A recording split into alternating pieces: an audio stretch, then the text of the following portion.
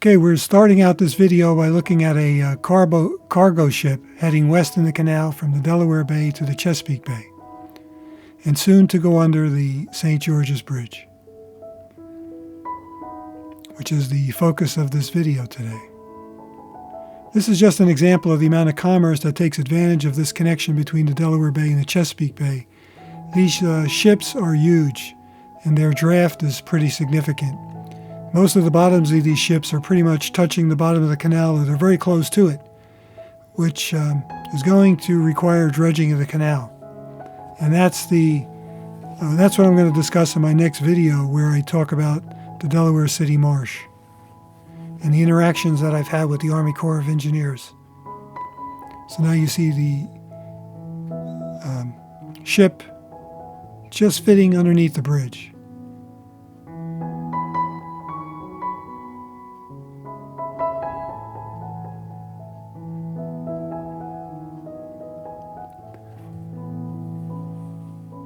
Okay, the purpose of this video is actually to look at the surface of the bridge and see what's going on. And we're going to do that shortly.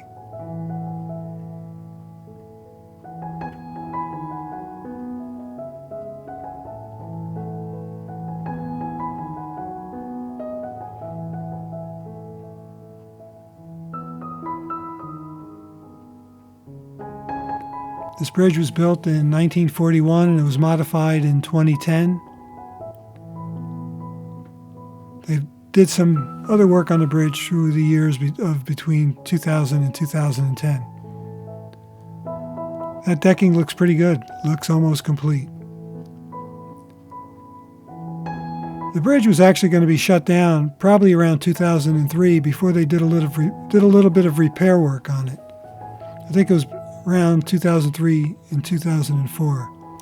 And right about that point, in 2004, Bob Adelman and I, who were officers in the White Clay Bicycle Club, met with Nathan Haywood, who was the Secretary of Transportation for the state of Delaware.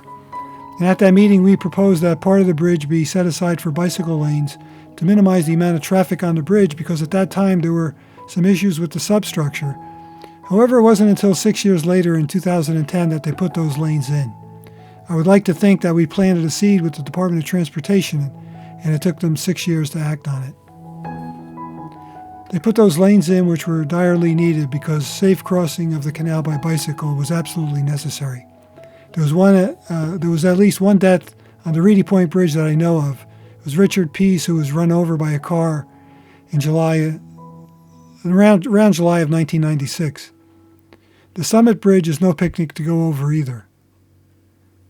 And of course, on the Ross Bridge, bicycles are not allowed to go over at all, so that just leaves the St. George's Bridge, which without a bike lane you wouldn't even try because there's too much traffic, because people use it to avoid paying tolls on the Ross Bridge on Route 1. So we're going to get a closer look shortly here at the surface of the bridge. It looks pretty much complete.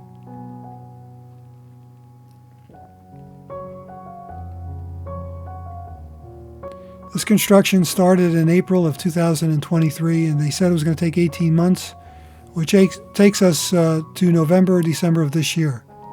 So we may be close to the reopening. They're going to redo the entrances and exits on both sides of north and south sides of the bridge. The center median is going to be changed, but as of yet, you'll see there's no indication that they're going to put in bike lanes. Now, it's not to say that they're not going to, because they haven't restriped it yet, and it wouldn't take much, I guess, to put a border or boundary between the car lanes and the bike lanes. Now I'll show you a proposal here that Bob Adelman and I made in 2004. We had proposed that there be 3 lanes of car traffic and 1 lane of bicycle traffic. 1 lane north and south for automobiles, and the middle lane for automobile traffic would be changed depending on the time of day, just like they do on Route 95 in Virginia, where they change the direction of traffic. That's probably a lot more than Delaware wanted to do, so they just gave us a bike lane on each side and shut down 1 car lane on each side, which was a better alternative for cycling. because it makes easy access to the bike lane going north, both north and south. If you had just one lane for both directions on one side of the bridge, it would be difficult to get across the opposing lane of traffic.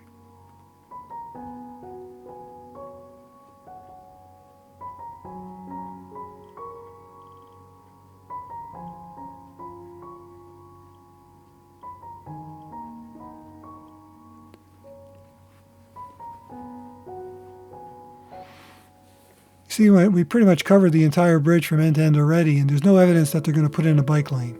But again, it's not to say there won't be bike lanes. If anybody knows differently or knows whether or not they're going to put in a bike lane, please comment below.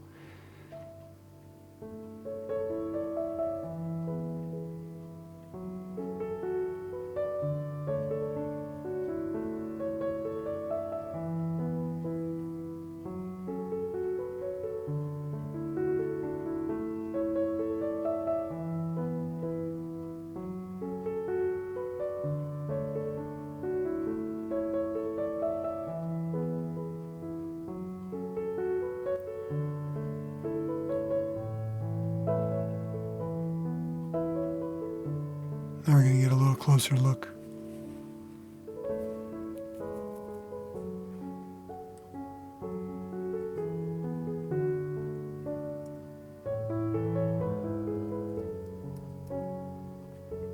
We're on the south side of St. George's now.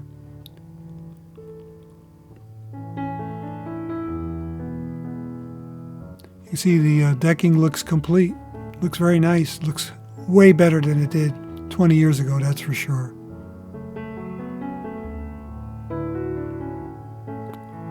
I think it's like $48 million project or something like that. I'll put that in here. I can't remember the exact number. We're going to go right over the bridge here and take a closer look.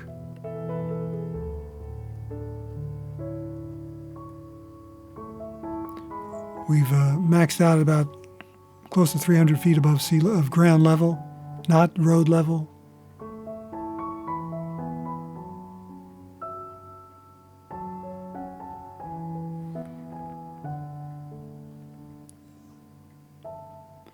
Looks like the center median is complete, but it may not be in just a few spots.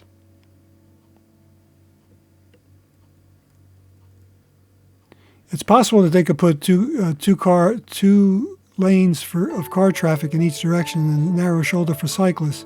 That's not a favorable thing to do, but I guess it's a possibility. However, prior to bike lanes being added in 2010, bikes were not allowed on the bridge because it was deemed unsafe. This is the parking lot for the bike trail, and on this 93-degree day, there wasn't much traffic or use of the parking lot. I guess some people have more common sense and stayed indoors on this hot day. When I filmed this, I was standing in the sun. It was pretty hot, and right next to the ice cream place, which was closed, which I tried to go to after filming this. Now we're going to fly under the bridge, take a look at underneath the bridge, which looks like it could use some paint to prolong the lifespan of this much-needed infrastructure.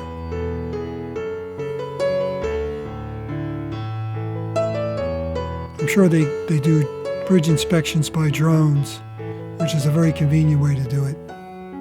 Probably very inexpensive as well.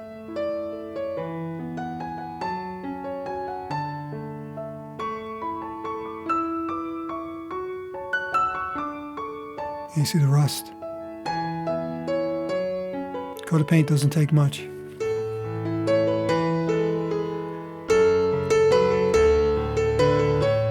A sailboat in the distance, which we're going to circle around and chase for a little bit. Now we're going to get a little closer look at the bike trail,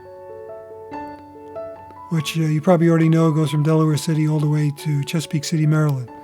One of the questions I had for the Army Corps of Engineers is they're going to be dredging this canal fairly soon. And they're going to put the dredgings on the north side of the canal. They're going to have to cross this bike trail to get there. And how are they going to do it? I asked the Army Corps of Engineers, I got no response. Are they going to shut down part of the trail to do this? Or I guess they can do it on the road on Chesapeake City and circle all the way around on Cox Neck Road and come in on the north side of the marsh area and dump it there. That's a long way to go. And hopefully that's what they do. I'm not as close to these trees as it looks. There's the sailboat. And you see these have a fairly large mass, high mass, and these bridges have to be pretty high to accommodate these sailboats.